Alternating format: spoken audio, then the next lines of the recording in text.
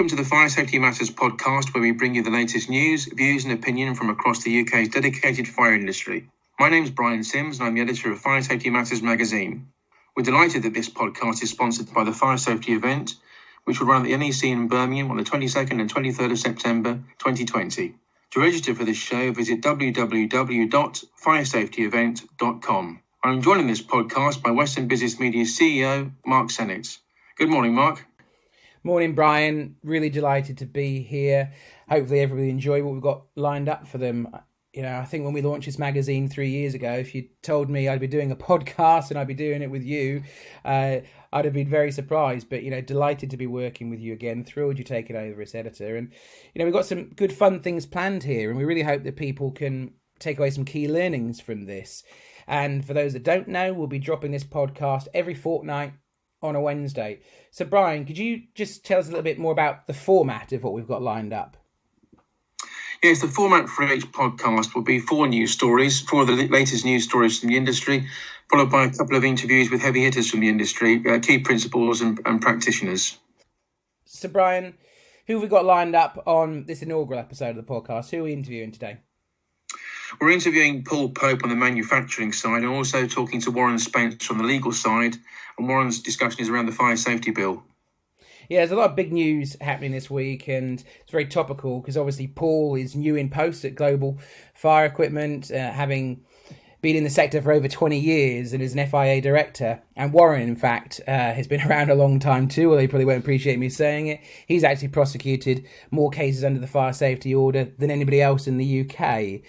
So, Brian, should we get straight into it? Do you want to tell me, what news stories have caught your eye this week?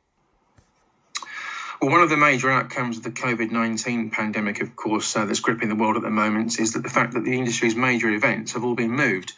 Of course, the security event and the fire safety event were due to run this month, run by 19 Group. They've been moved back to September, 22nd and 23rd of September, of course, at the NEC in Birmingham. And also the IFSEC International and Forex International exhibitions, which were due to run in May at London's Excel, they've also been pushed back to September. And I think both shows, as far as the 19 Group are concerned, the security event and the fire safety event, both shows are twice as big as they were in 2019, which is great news. They've also enjoyed record-breaking pre-registration numbers, which is also good news, of course. I think the feedback from the industry on this, Mark, interestingly, has been very positive. I think for its part, the 19 Group has been positive in affording the market clarity during what are very uncertain times for the business landscape, of course. And there's now, I think, a scope for an even bigger visitor base, which is no harm at all to the exhibition itself and to the attendees and visitors. The new dateline, I think, creates the opportunity to co-locate these events as well with one of 19 Group's other market-leading shows, namely the Emergency Services Show. Now, this is quite important to our audience, our core audience of fire and security professionals. It's the largest event focused on the protection of people, places and assets, of course, and it's a subject that's now certain to be a regular item and very much should be a regular item for discussion on the agenda in every UK boardroom. Yeah, I mean, it's so unfortunate what's happened here. Obviously, primarily our thoughts have to go out to anyone that's, caught COVID-19 or suffered any loss through it. It's dreadful. Then you look at the economic aspects, Brian, and they've been brutal. Look at us all now. We're all working from home, most of us, apart from the great people in the public services that are doing what they can as key workers. But no one foresaw this. No one wanted this to happen. And as you know, I curate the content, and FSM curates the content for the fire safety event. We have a great lineup of speakers already planned for that, and of course, had to move everything to September. So, my heart really goes out to anyone that was exhibiting or planning to attend, and to the organisers of both the fire safety event, the security event, and of course, FireX and IFSEC. But as you talked about, the fire safety event, the security event, now it's co-located with the Emergency Services Show. That'll offer a really unique proposition. And, September's going to be a busy month, isn't it, my friend? It's going to be a very busy month for everybody. So I'm sure everyone has pre-registered for the April show. Now it's been moved to September at the NEC. I'm sure everyone will be chomping at the bit to get out and to be there. So, Brian, I've also had a couple of news stories that have caught my eye this week that I wanted to go over with you, if that's all right. One of the things that really caught my eye was the new building safety fund's been announced in the budget.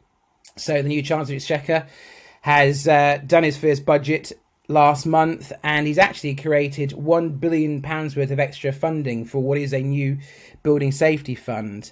This is something that the National Fire Chiefs Council have been calling for since Grenfell Tower fire, to be honest.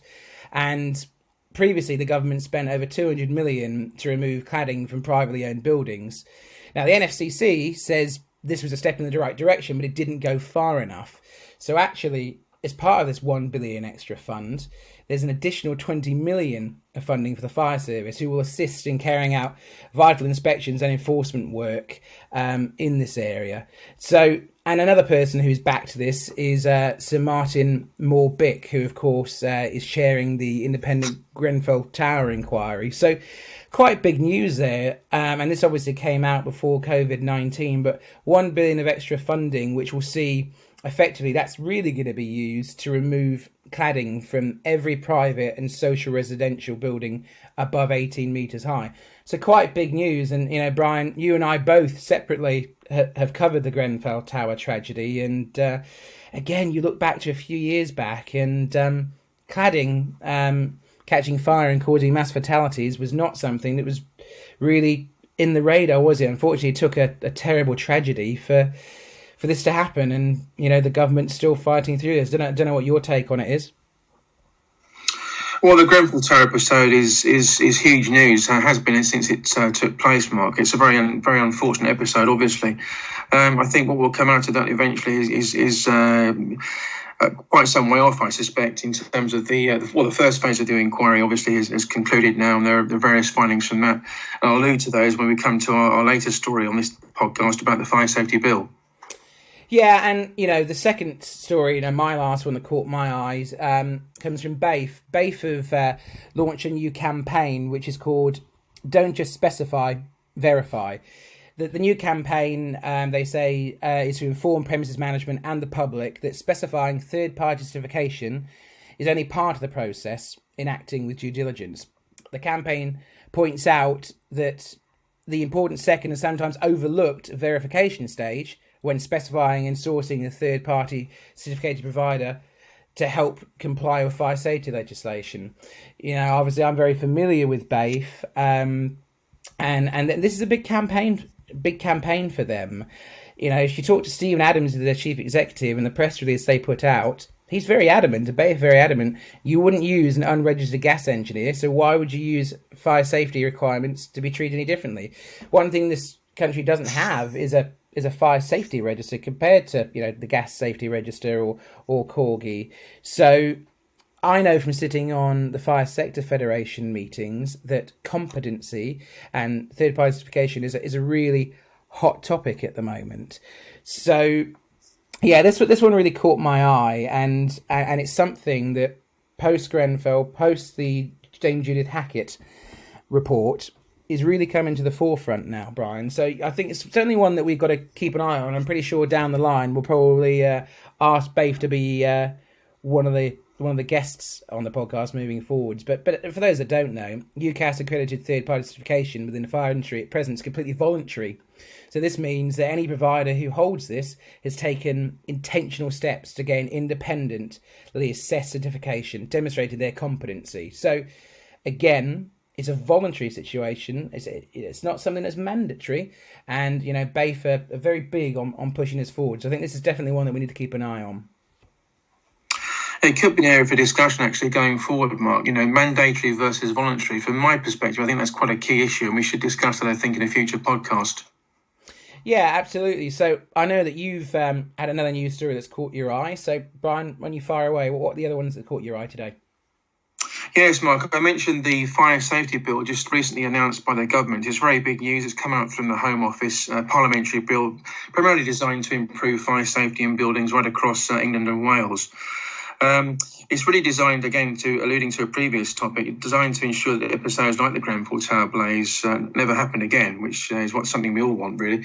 The bill will amend the Fire Safety Order 2005 to clarify the responsible person or duty holder for multi-occupancy residential buildings must manage and reduce the risk of fire for the structure and external walls of the building. That's including things like, as we discussed, cladding, for example, balconies and window areas. I think, in essence, such clarification will empower fire and rescue services across the country to take enforcement action and hold building owners to account if they're not compliant, which is a very important issue, of course. I think in the wider sense, this is probably proves positive that the government remains firmly committed to implementing the recommendations made in the wake of phase one of the Grenfell Tower inquiry. I think indeed the bill affords a foundation for secondary legislation to take forward recommendations from the phase one report itself, which is obviously quite detailed, and states that building owners and managers of high-rise and multi-occupied residential buildings should be responsible for a number of areas, including regular inspections of lifts, of course, ensuring the evacuation plans are reviewed and regularly updated, which is of prime importance, and also ensuring fire safety instructions are provided to residents in a form that they can reasonably be expected to understand, which is a key issue. Importantly, the bill is supported by the National Fire Chiefs Council, among others, and the NFCC has been calling for this for additional powers since 2017, in fact. And the interesting notes for this podcast, we've spoken at length on this matter with Warren Spencer. Here's what he had to say on the piece. Delighted now to be joined by Warren Spencer. Warren is a long-time columnist of fire safety matters and also the managing director of Blackhurst Budd Solicitors. In fact, Warren's prosecuted more cases than anybody else under the fire safety order. So who better placed for us to have as our first guest to talk about the current consultation on the fire safety orders than Warren Spencer. Good morning, Warren. Morning, Mark. So, Warren, let's get straight into this. So what are your views on the potential changes to the fire safety order? Can you talk us through what the government have done so far and what the likely outcomes that you think could be from it? Well, the fire safety bill that has been published so far deals with clarification in relation to premises and in particular fire doors and the structure of premises, really in relation to fire separation and fire spread.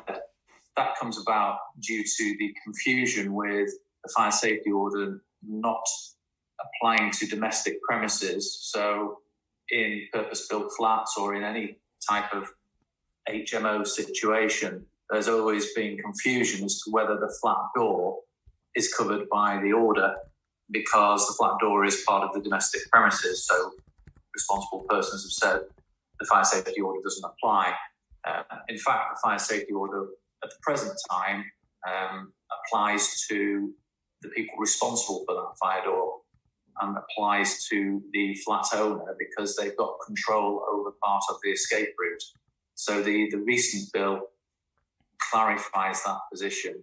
I think it also goes some way towards dealing with the fact that the fire safety order does not specifically deal with fire separation and compartmentation, the requirement of compartmentation within premises. So now it's very clear that the structure of the premises is covered by the order.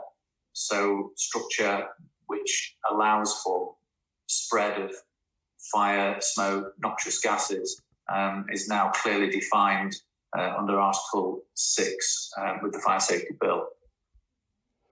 So we were talking, Brian and I, earlier about the new Fire Safety Bill. Just for clarity for people that don't understand, the new Fire Safety Bill is not going to replace the Fire Safety Order, but in fact it amends it. Are we correct in saying that? Yes, it amends, I think at the present point, it amends Article 6 in relation to the definition of the definition of certain things under the order, in particular domestic premises, and where the order applies in relation to single private dwelling, etc. So you've prosecuted well over 100 cases under the fire safety order. Have you been involved in any of the consultation or given any feedback to the government on this before this is brought into Parliament? Not at this point. No, I've not had anything to do with it at this point. I gave my opinions in relation to the call for evidence as to where I thought the order needed amending. My concerns are strictly legal concerns with respect to the order, rather than kind of industry concerns in relation to the application of the order. So obviously there was a call for evidence on this. Can you talk us through what the next steps for the bill are? Because, this isn't law yet. So can you talk us through what the likely process is for anyone that hasn't kept up to speed with it? So the bill is kind of the first draft of the amendments. The rest of the bill is being considered for review, and that's going to carry on through the spring. And they're going to take account of the call for evidence and the responses therein. And it's with the Home Office, as far as I'm aware at the moment, to look at various other aspects of the order. So, as we said, with the amount of cases that you've prosecuted, from a legal perspective, what are some areas that you would like to see change to the fire safety order? What do you think some necessary modifications would be? Well, there's still some area for improvement, I think, in the definition of single private dwelling.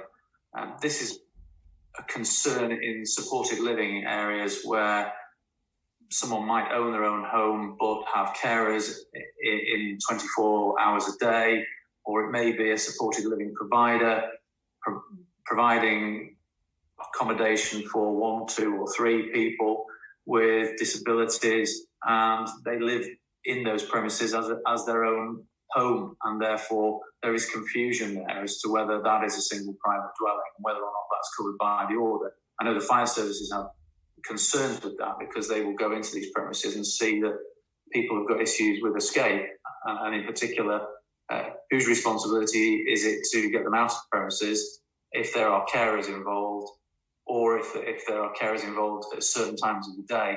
And so there's confusion there. So I think in respect of the single private dwelling definition, there's still room for improvement there.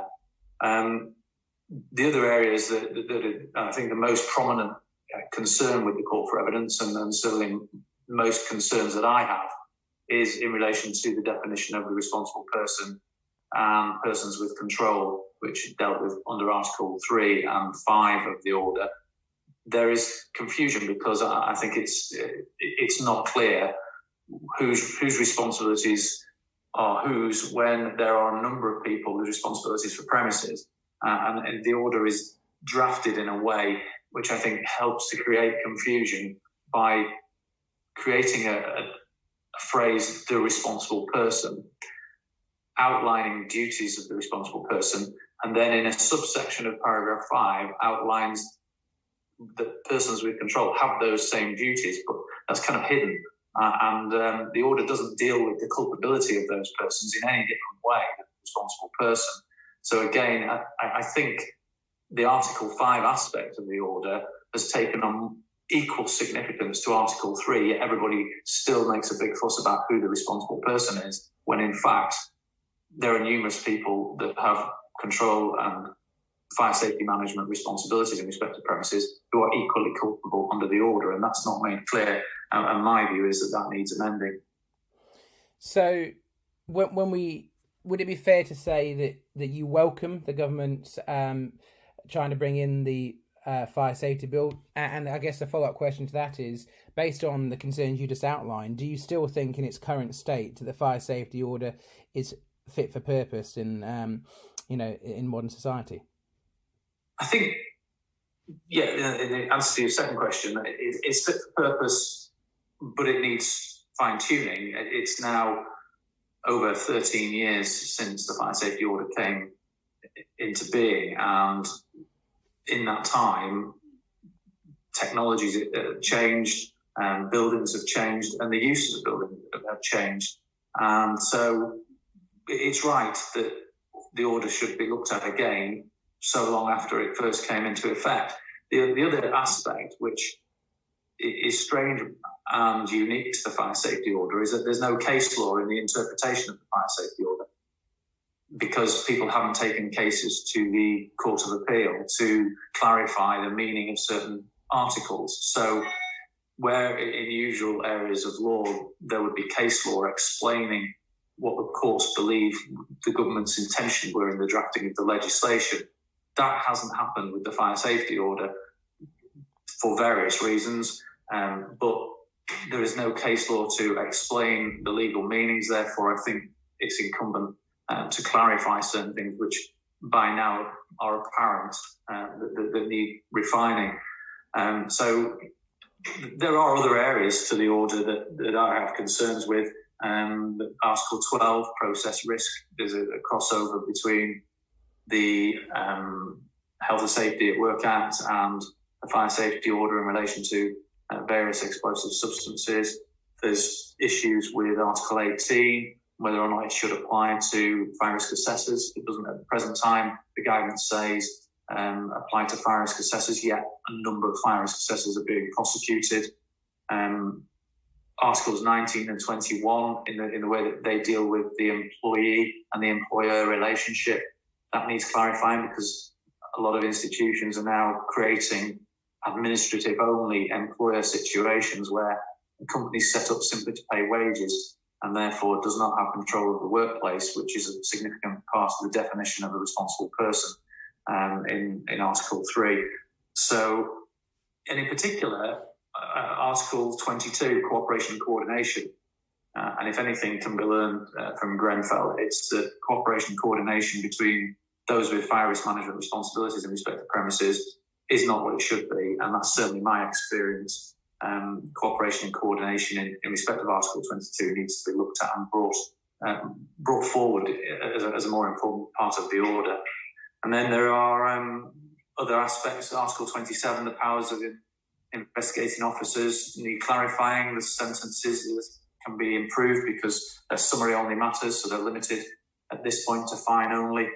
And I would say the 2-year maximum in respect of the sentencing guidelines. 2 years is just not enough in respect of a fatality, for example, where a guilty plea would lead to a third off in sentence, which means 16 months for someone whose omissions or acts have led to the death of a person. So it'd be remiss of us not to say that one of the key discussions that have been on this first ever version of the FSM podcast is the fact that we're emanating from our own homes right now due to the COVID-19 virus.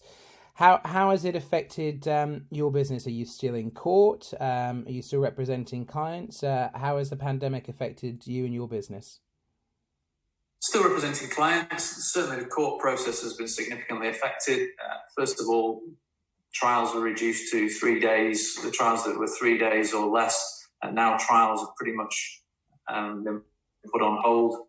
Most court hearings are now video link hearings, so they come with their own difficulties.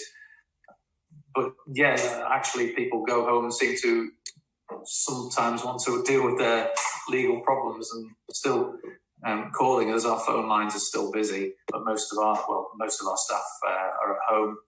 We're keeping a reception open. As far as sitting as a judge is concerned, that's different. That's completely by phone, and that brings with it, again, as I said, its own difficulties, but still going on. But things are beginning to slow up. Certainly towards the end of last week, demand over the phone was a lot less than it had been in the previous 10 days. Well, thanks for your time today, Warren. I'm delighted to reveal to everybody now that Warren's actually going to be a recurring guest. We do the FSM podcast every fortnight, and Warren's going to be our guest after the news headlines to give an analysis on the latest prosecutions and keep us informed on everything legal in terms of the fire safety bill and the fire safety order. So, Warren, in the meantime, how can people get in touch with you? Okay, well, I'm on LinkedIn. I've got a number of connections on LinkedIn and post articles on there regularly. I'm on Twitter at Fire Safety Law. I have an email address, wps@blackhurstbud.co.uk, and the Blackhurst Bud website, and also via the firesafetylaw.co.uk website itself. Well, that was obviously quite an in-depth look at the new fire safety bill and, of course, the fire safety order by Warren. And as I said, Warren's going to be back with us with every episode of the podcast, giving effectively some really good legal advice. So, Brian, can you tell our listeners how they can actually pose their questions to Warren, starting with our next podcast in a fortnight's time? The best way is through social media, Mark. I think if they use our Twitter platform and particularly use the hashtag FSM Podcast to send us their questions, and we can address those to Warren. Yeah, that's definitely the way to get involved. We're trying to be as interactive as we can through social media. So yeah, as Brian said, hashtag FSM Podcast is the way to get your questions into Warren. He'll effectively be giving some, really good free legal advice, and nothing's normally free in law with solicitors. So we'd urge you guys to get your questions in. Now, Brian, we've got one more feature interview today. Can you tell us a bit more about who we're interviewing it and about this segment, how people can get involved with it moving forwards? Yes, we're interviewing Paul Pope, Mark, on the manufacturing side of the industry. And Brian, it's the same format, isn't it? Because moving forwards, I think what we've said is we want to use this segment of interviewing manufacturers to get questions from installers or from fire safety managers, consultants, questions that, you guys have got in terms of, relevant equipment. Is it suitable for your premises, or any questions that you've got? So how, again, can people get their questions in for the next interview we're doing in a fortnight? Again, they can go onto Twitter and use the hashtag FSM Podcast. I would also urge our readers to follow us on Twitter. Our Twitter platform for Fire Safety Matters is at FSMatters_MAG. So earlier on today, I called up with Paul Pope, who's fresh in post at Global Fire Equipment, and here's what Paul had to say. Delighted to be joined now by Paul Pope, who's the Group Business Development Director of Global Fire Equipment, which is part of the GFE group. Paul's also a director of the Fire Industry Association. So, Paul, congratulations on the new role. How are you holding up? Thank you, Mark. Yeah, very well, thank you. So, what we do in this segment, this is a weekly segment we have from now on the FSM podcast, is where our listeners get the chance to send in a number of questions. But obviously, this is the first one. I thought I'd put you under the microscope myself, if that's all right, Paul. So I've got a number of questions for you. So if we start off, so why did you join Global Fire Equipment, and what's your plans for the company? Well, the timing seemed perfect. I was ready for a new challenge, and here was an opportunity where I felt I could lead the company into its next phase of its history. Global Fire is a fast-moving company, and their plans to grow even faster with new products, increasing their international sales, particularly in the UK, where we'll be targeting some new products, which I think could get the whole sector talking about that. My role there is to basically look after the international sales, marketing, product management, and also the business development side of our growth strategy. From what you told me when you were joining, you've got quite an exciting product pipeline, which will be of interest to our listeners and readers of Fire Safety Matters. Could you tell us a bit more what's in the product pipeline at the moment, or what's fresh out? Yeah, well, we've got an emergency lighting business as well, and there's quite a lot in the R&D side of integration. I can't give too much away just yet, but what I can say is that we're releasing a series of new products over the next 12 to 18 months based on the investment and excellent R&D centre we have, and also the complete manufacturing facility of Global Fire. So, sorry, I can mention we also developed a range of new addressable control panels which have been specifically designed to meet the demands of highly sophisticated network systems. And also we'll be bringing a low range out for competitively priced smaller systems. And these are under launch now. So Global's been around for a while, the Global Fire Equipment brand. So can you talk to us about some of the bigger projects that perhaps our listeners could relate to? Because our readers look after facilities such as Birmingham Airport and massive shopping centres. Is there anything that you can talk about, some case studies, some big projects that Global Fire Equipment have worked on? Yeah, well, Global Fire is in over 90 countries worldwide, and we've done very well all sectors of the projects. I mean, hotels, we've done the Washington Hotel in London, airports in Russia, Brazil, Turkey, hospitals, St George's Hospital in the UK, some financial institutions such as the Madrid Stock Exchange, and many retail outlets in the UK, high streets. We're specified on a number of high street retailers. So, also part of our audience is installers. Is there anything that you would want to help enlighten the installer audience on to do with Global Fire Equipment products? Well, yeah, the installers are key. We design products to be very installer friendly. I mean, Global Fire is an excellent European manufacturing company conforming with all the EN54 EU CPR certifications. But we are driven for passion and reliability. So installers love reliability and also competitive pricing. Global is entirely EU based and develops a complete system. So that's really what we can offer the installer, is everything from one place, really. So obviously we're talking to each other right now from home because, like everybody, we've been affected by the COVID-19 pandemic. What effect has had on Global Fire Equipment and your business?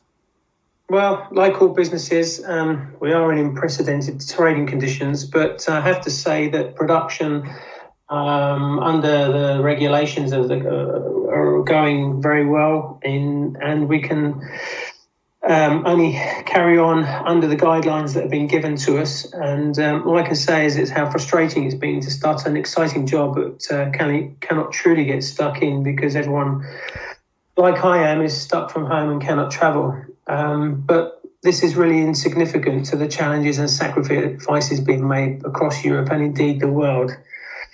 I really, it's really the important thing is to get through this time and to make sure that the people who are fighting this for us, that frontline NHS, those are the most important people at the moment, is looking after, all of our lives in hospitals. That's really sad, and I hope and I pray that they can ride this through and come through the other side safely as well.